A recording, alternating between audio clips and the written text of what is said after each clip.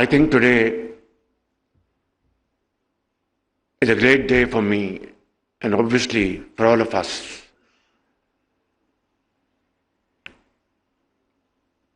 Here is a galaxy of people belonging to various walks of life,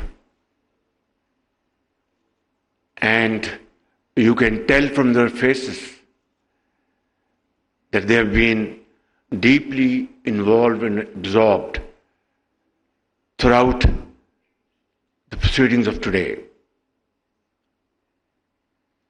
I will not go into repetition. A brilliant presentation was made by Dr. Malik, and a very wonderful speech by our brother from Saudi Arabia. Captain Mahmood made his points very well, and Mr. Mark Bistro spoke in a very frank manner and a very heartwarming and heart-touching speech from the Chief Army Staff. So I will just stick to a few points because there is hardly anything more I can add on to their brilliance and extremely well articulated points. As it has been said that this has been a journey of 75 years, it has been mentioned that we have with us deposits worth $6 trillion. $6 trillion. Imagine $6 trillion, and yet where we stand today. I will just make a few points to explain my point of view. For example, Pakistan Steel Mills was established back in 70s with Russian support, and its entire raw material was always imported. There was, and there is, and there shall always be Kalabagh iron ore, which was probably touched and then forgotten. And there is no question about it that whatever iron content this Kalabagh iron ore had, today's technology and today's expertise could have and can easily convert into a raw material for steel plants in the shape of pellets or in other forms. Recordec, another case in point. Without going into details, there was a penalty of $10 billion imposed on Pakistan. And God forbid, had this been imposed upon us and had we been enforced to execute it,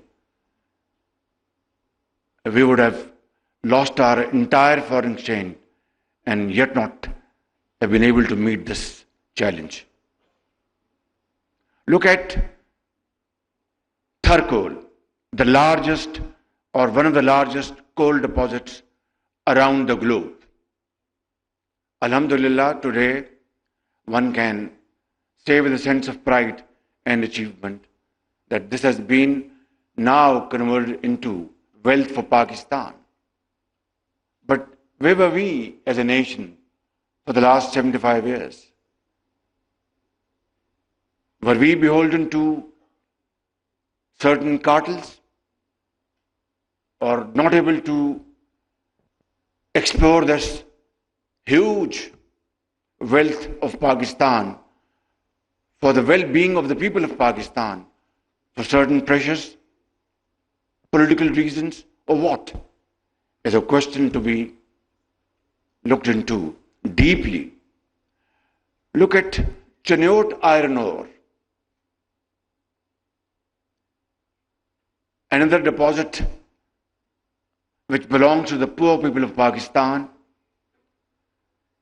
and was subjected to worst kind of pilferage and corruption and corrupt practices.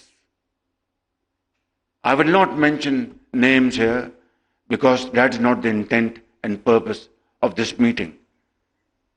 Because today is the day to learn our lesson from the past and now move forward in unison. But let me say a couple of things about Cheniot iron ore. It was the project, the entire project was handed over on a platter to a Pakistani residing in overseas, relative to one of those very influential people at that point in time, had no credentials, had no business history, and there was no bidding. It was simply handed over to him. And then what happened was that there was government changed, the matter was taken, the contract was rescinded, the matter went to the court of law. It took years. And finally the court of law decided that this was nothing but loot and plunder of the resources of the poor people of Pakistan. And then the matter went to Supreme Court, and that gentleman withdrew his application or petition or appeal, and nothing happened.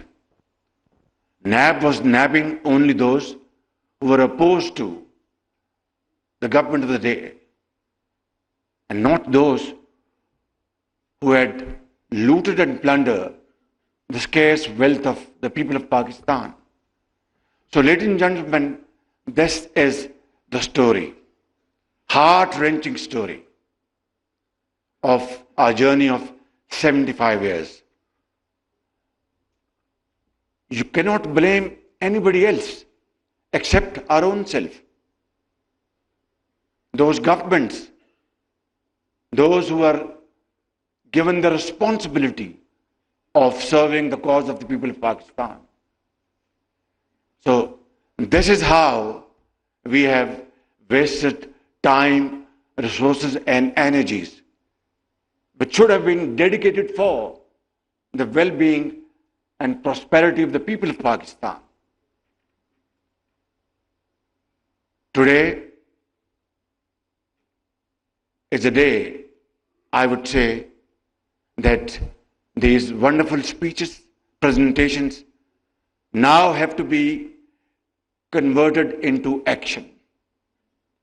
Because certainly in the past, many such events were organized, speeches were made, papers were read, presentation made, and when it came to the question of implementation, it was what I told you a minute ago, how a record was derailed, Tharkol, and so on and so forth.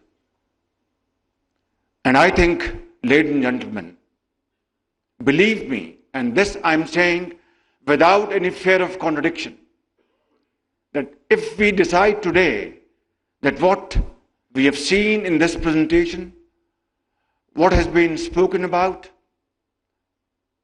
if this can be converted in letter and spirit, then I'm telling you, this nation will find its lost place by the grace of God in the next few years, through hard work and through untiring efforts. And that is why I want to come to the point now. But before that, I would like to thank my brother, Minister from Saudi Arabia, for his heartwarming comments about our friendship, our brotherhood, our fraternity, which is absolutely beyond any ray of doubt. Saudi Arabia and Pakistan are two brotherly countries and have always stood by each other through thick and thin and supported the cause of both the countries at every forum and at every moment. The most recent example is your support to Pakistan to achieve IMF program. You contributed $2 billion to meet the gap, which was so vital for Pakistan's survival. And my brother, on behalf of the people of Pakistan and my government, I'd like to thank you and convey my sincere gratitude to my brother, His Royal Highness Mohammed bin Salman, for his wonderful cooperation at this hour of need. Thank you very much.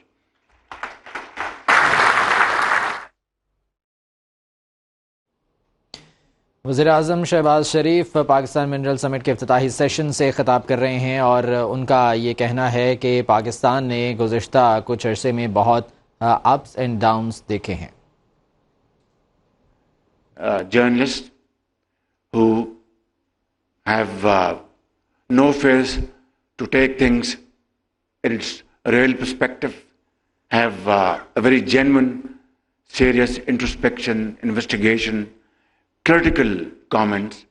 They would ask this question, that why this SIFC? This is something unheard of. This is something we didn't know in the past. Well, the journey I've just explained to you, spanning over the last 75 years,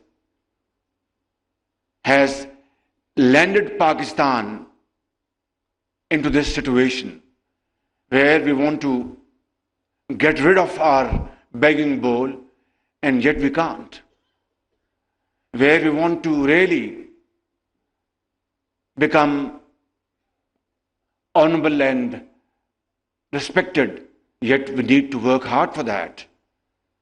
And if we follow that route, which is hackneyed, which is tired, which has been tried over and over again, I think the results won't be different.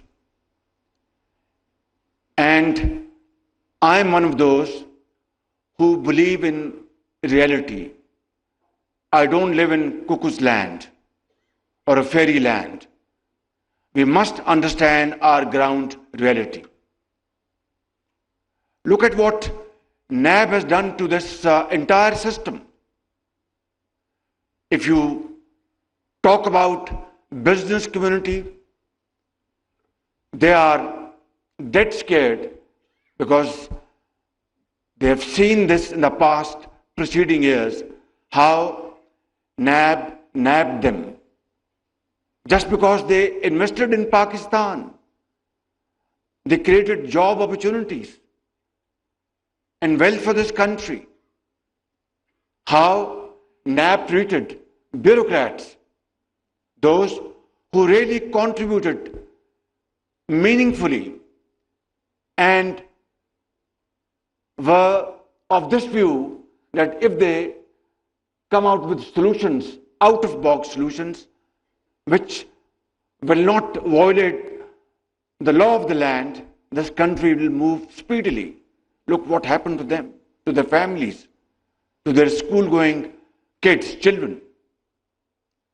And let's not talk about politicians, because they are used to this, not only during NAB era, but from decades. So I think there is a need for a serious surgical operation if we really want to have this wealth generated and make Pakistan a country which was destined to make its mark, which was carved out of India through great sacrifices of our elders, founders of this country, to get rid of slavery and clutches of Indian hegemony, and move forward and walk in the society as a nation respected by all and sundry, through hard work, through sacrifice, through untiring efforts, and through valuable contribution,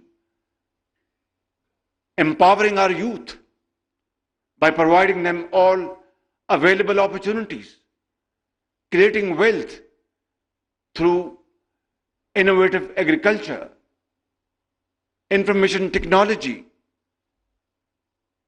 exports, textile, and what not. But all these beautiful dreams remain unfulfilled for the reason I've just mentioned about. I will be completing my term next month, around middle of next month. Sorry, this month. Thank you very much. I was very busy for the last 48 hours. Our Chinese guests had come, so I was little confused. Thank you very much. But then we are entering into the second phase of CPAC, and that's a great achievement by the grace of God. We want to work with Americans. The American ambassadors sitting here. We really want to have best of relations with them. We used to have in the past, on the basis of mutual respect and trust, and not trying to deceive each other, and trying to use available opportunities for the good of both the countries and the people, and similarly with other nations in the world. We have nothing against anybody. We have to look after our own self, build our nation, even with our neighbor. We are prepared to talk to them, provided that the neighbor is serious to talk serious matters on the table. Because war is no more an option. Pakistan, alhamdulillah, is a nuclear power, not as an aggressor, but for our defense purposes. And we had 3 wars fought in the last 75 years. And what happened? I'm being very honest with you. It generated more poverty, unemployment, and lack of resources to finance education, health, and well-being of the people. So is this the way that we have to adopt? Or to have war of economic competition? Because God forbid, if there's any nuclear flashpoint, who will live to tell what happened? So that is not an option. But it is equally important that our neighbor has to understand that we cannot become normal neighbors unless abnormalities are removed unless our serious issues are understood and addressed to through peaceful and meaningful discussions. I'm sorry for this digression. Coming back to the point, today is the day, ladies and gentlemen, we have to make a vow and a serious commitment to our Creator that Pakistan ایک بہت بڑی نعمت اللہ تعالیٰ نے ہمیں عطا کی اور 75 سال ہم نے پاکستان کے ساتھ ظلم کیا ہے، پاکستان کے غریب عوام کے ساتھ زیادتی کی ہے، ان کا حق ان کو ادا نہیں کیا. آج یہ موقع ہے کہ آج ہم یہاں پر پورے پاکستان کی ایلیٹ بیٹھی ہے، یہاں پہ پاکستان کے یہاں پہ سرمایہ کار بیٹھے ہیں، بڑے بڑے اذان بیٹھے ہیں، سیاستدان بیٹھے ہیں، فوجی بیٹھے ہیں، ڈپلومیٹس بیٹھے ہیں، اور اس فیلڈ سے متعلقہ لوگ وہ موجود ہیں. میں جو بات کر رہا تھا کہ اس ماہ ہم نے اپنی ٹرم پوری کر کے اپنے گھر جانا ہے اور ایک انٹرم گورنمنٹ آنی ہے. اس کے بعد جب الیکشن ہوں گے تو ایک نئی حکومت آئے گی. میں آج اگر آپ کے سامنے یہ باتیں جو کر رہا ہوں یہ کوئی نئی باتیں نہیں کر رہا. میں نے ماضی میں بھی ہمیشہ انہی الفاظ میں، ٹوٹے پھوٹے الفاظ میں اپنی داستان، اپنی جو معروضات آپ کے سامنے رکھی. آج بدقسمتی سے معاشرہ تقسیم در تقسیم ہو چکا ہے. آج بدقسمتی سے معاشرے میں زہر گھول دیا گیا ہے. اس کی وجوہات ہم سب کو علم ہے، اس میں مجھے اس وقت نہیں جانا. لیکن کیا یہی وتیرہ، یہی طریقہ ہے کہ ہم آج یہ جو پریزنٹیشنز یہاں پر پیش ہوئی ہیں اور یہ جو یہاں پر ایک نقشہ آپ کے سامنے بتایا گیا، کیا اس تقسیم اور اس حال میں ہم اس پر عمل پیرا ہوں گے اور اس سے نتائج حاصل کریں گے؟ نہیں. جب تک کہ یکجہتی اور ایک اتفاق، اتحاد، ہم اس کا فیصلہ نہ کر لیں، میں سمجھتا ہوں کہ ہم اپنی کاوشوں میں کامیاب نہیں ہو سکتے. اور اس کے لیے یہی جو آج جو ماڈل بنایا گیا ہے SIFC، اس میں پوری حکومت اور حکومتیں شامل ہیں، صوبوں کی ادارے شامل ہیں، تاکہ جہاں سے کسی کو مدد چاہیے وہاں سے مدد حاصل کرے اور ان عظیم منصوبوں کو عملی جامہ پہنائے.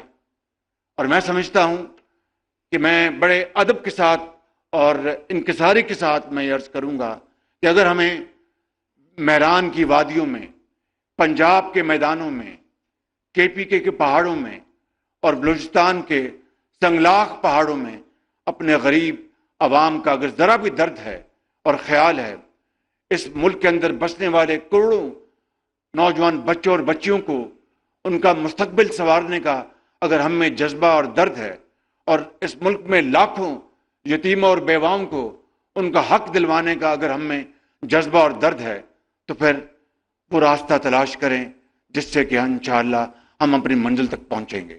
اور وہ راستہ صرف وہی ہے اتحاد کا، اتفاق کا اور برابر دن رات محنت کا. میں ان الفاظ کے ساتھ اپنی بات ختم کرتے ہوئے اقبال کے اس شعر سے اپنی بات ختم کروں گا. معاف کیجئے، میں دیکھ لوں کوئی پوائنٹ کوئی رہ تو نہیں گیا. جی ایک پوائنٹ رہ گیا. It's a story of dust to development.